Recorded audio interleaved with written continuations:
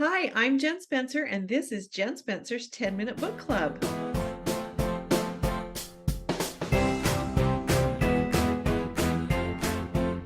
Hi, readers. I hope you've had a really happy Valentine's Day. Today, we are interviewing Stacey Haynes. She is a really fun author. She's written a lot of books, and she's got some great, fun stories about writing. So I'm really excited to introduce her. And as always, if you ask a question or leave a comment in the comment section below, you will be entered to win a copy of Charity's Challenge, which is her new book. And now I'm so excited to introduce Stacey Haynes. Stacey, hello. Thank you for being here. Hi. I am so excited to have you. We met at a library event, and it sounds like you have amazing success. So I'd love to have you tell readers about yourself and about your books, kind of what's Okay. going on with your career. I work full-time for an aerospace company. I'm in the finance and accounting department and payroll. So my time is really I'm full, I guess as you want to say, for that part of it. And then when I come home, of course, okay, I am married, and I have 3 children. One of them has moved out, and my daughter is 20, and she still lives at home. And then I have a 13-year-old son. And so when I come home from work, the first thing I have to hurry up and get dinner put together. And so by the time I get everything all the housewifey stuff done, it's about 8:30 p.m. And then at that point it's like, okay, open up my computer and now my laptop and now I'm going to write. Okay. So I try to dedicate at least 1 hour of writing every night. And then on the weekends I can splurge. Okay. So let me kind of go back into my history of my life here. When I was in 5th grade was when I first started realizing I enjoyed writing. And the scholastic books that used to come out, for here, you remember those, Book they pass fair. out book Yeah. fairs. I remember picking up a book set, and it was a romance book set for, kids, okay, for preteens. And so I remember reading that. And after I got through reading it, the thought went through my mind, well, it was a good story, but I can write it better. And I don't know how many authors think that, but maybe that's where we sometimes get some of our inspiration from is we've seen something and we think, well, I could do better than that. Yeah, And and it's a mixed bag, right? Like sometimes you read it and you're like, and I'm like, I wish I had written that, right? yeah, Other times it's like, oh, I could do better than that. And you're right. exactly. I think sometimes that kind of catapults you into actually writing because you're Hmm. like, oh yeah, I could do better than that. Exactly. And so from 6th grade through my senior year, I was writing stories. Wow. And and I still graduated, top 10% of my class. So I still had my homework done and I was still writing. Now this was pen and paper writing, all in my spare time because I didn't have a computer back then, and so I was writing. I had everything handwritten on paper, and it just kind of sat there. And as I got older, started a career, just kind of pushed it away from my head. And I kind of flip flopped to poetry because I like poetry as well. And so I started writing poems, but they're the simple poems, your ABAB type, rhyming type stuff. And I thought I did pretty good with some poems. And in fact, there's a few of them that I'd like to put into a children's book. Mm. And if I ever get around to making a children's book. And so then I just kind of stopped because career happened, family happened, and I'll just read a book, would be my thing. Well, then my sister, Marie Higgins, she um, started her career of writing and she took off. Boom, writing, writing, writing. And I remember reading her stuff thinking, oh, God, this is really good. This is really good. She's one of my favorite authors. Okay. And so and not saying bias because she's my sister, but I really like the way that she writes. And so I was reading it, it was her billionaire series that she was doing, Mm. and this was now about 2019, I think it was. Oh. And I was reading it and I started getting the sibling jealousy because she was making it big and I'm the one who was supposed to be the writer, not her. And so I went ahead and said, I'm going to sit down and I'm going to write. And so through the summer, I guess it was, of 2019, I wrote a story. And then my kids kept saying, "You need to talk to Aunt Marie. You need to see what she has to say about it." And so I told Marie, I says, "Hey, I've got a story that's right down your alley and for the billionaires." And she's like, "Oh, good, good." And then she just kind of brushed it off. And finally I cornered her at my mom's house. And I told her, I says, "Sit down." I says, "Let me tell you. I won't read it to you, but let me tell you about my story." So I proceeded to go through the whole process of this story. And I says, "What can I do differently?" And of course she said, "Put it in third person." And I was like, "Ah, I don't like to write third person, you know?" And so I was like, "Okay, I can give that a try." And so we did that. And then um, I was thinking, okay, we could do that. And she says, "You need to have a stronger reason for this," and that. And it's like, okay. And then after I got through telling her the story, she says, "Well, that sounds like a really good story."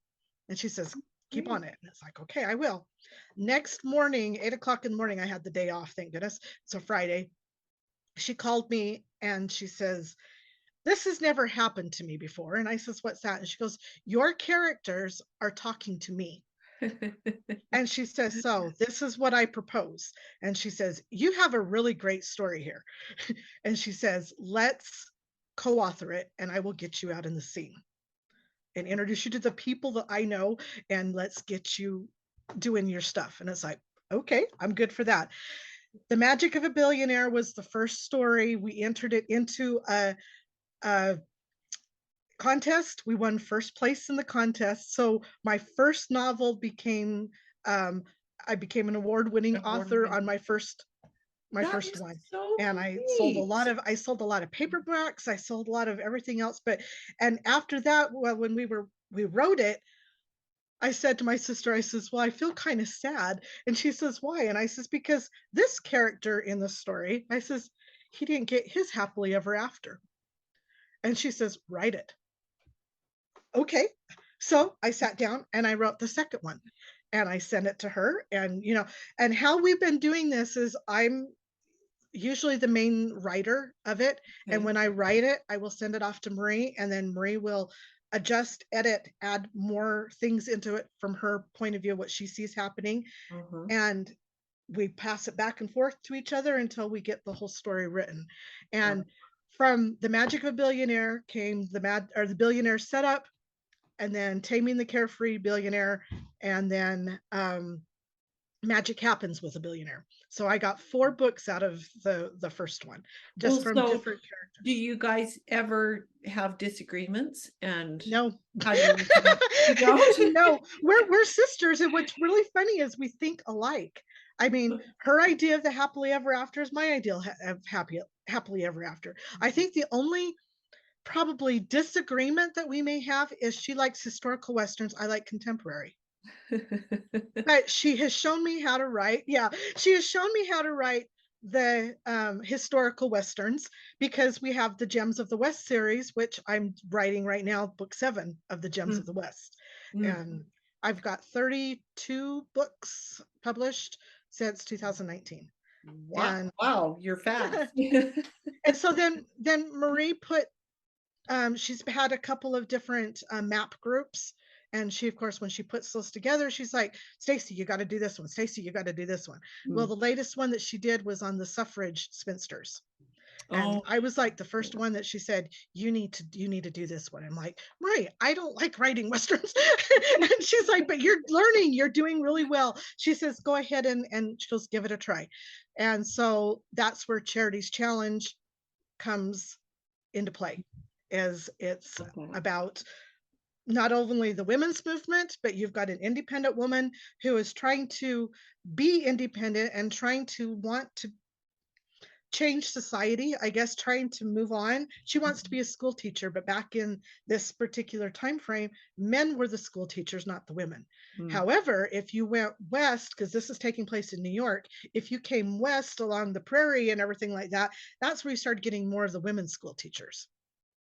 Yeah, And you so couldn't the only find men to way, do yeah, the only way she's going to be able to do it is to come west, but she needs a reason to come west. it. So, Well, this has been so much fun, and we're almost out of time, but tell me, what is your favorite romantic movie? My favorite romantic movie is probably, Ever After Okay. with, Drew Barrymore. Oh my heck, so many people say that, and I That's adore that one. So that one is great, and, and I love Zorro.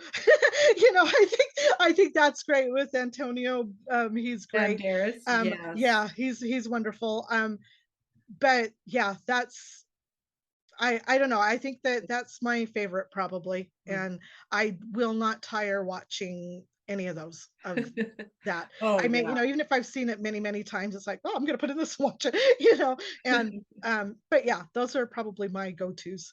That is a great retelling of Cinderella. Just Oh, it's wonderful, and they did an so excellent good. job. Oh my Yeah, gosh. they really did. So wonderful. Well, Uh-huh. that is great. Okay, here's the last question. It's what Okay. I ask everybody. If you are stranded on a desert island, would you rather have a lifetime supply of chocolate or toilet paper? Toilet paper. Toilet paper. Actually, I've had someone else ask the question, if you could have music, only one artist to listen to, who Mm, would you listen to? and Air Supply. 'Cause really? they yes, 'cause they're my romantic singers. They have the most beautiful romance songs ever, and been to probably 4 or 5 of their concerts live, and they are awesome, You love them. awesome people. So, okay, here's a question. Do you listen to music while you write? No, but I listen to it before I write, Oh, do okay, kind of because get they you give in me the mood. inspiration. Yeah. Uh-huh. I can't listen to anything. I have to have complete silence. Yes, same here. See, and Yeah. I've got kids coming in and out and yelling at the cat to get off the couch, or the swinging on the curtains or something. And so I've got to keep focused with my surroundings, but I can be sitting there doing something, and all of a sudden I'll hear my son, "Mom, did you hear me? What?" No, I didn't hear you. Well, Stacey, it has been so much fun. Thank you so much for being with us today. Oh, Readers, you betcha. go check out Charity's Challenge. It sounds really fun.